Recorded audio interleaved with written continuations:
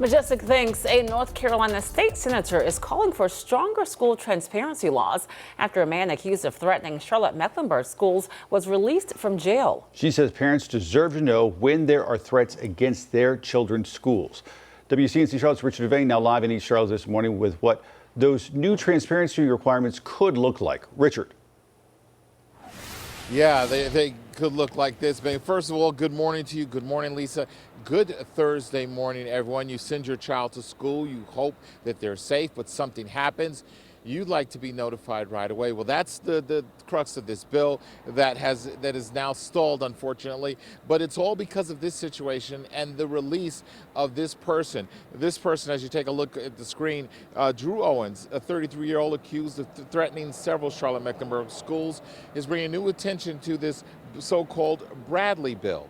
The proposed law would require schools to notify parents about credible threats and strengthen school safety measures. But the bill is now currently stalled in the Senate committee. CMS says Owens is banned from district property, and the district continues to work with law enforcement to keep students safe as well as the staff. And we spoke to the Senate sponsor, the senator who sponsored the bill, Woodson Bradley. She said she's had to deal with this issue before, like at Audrey Kell in 2023.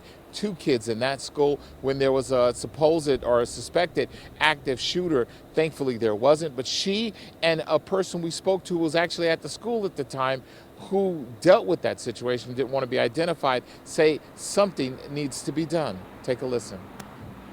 She started barricading the doors with anything she could find. I immediately started texting my mom asking if she knew what was going on. She didn't. No one told her anything. My teacher was trying to be quiet, but also prepare us that if worse comes to worse, we will have to run for our lives.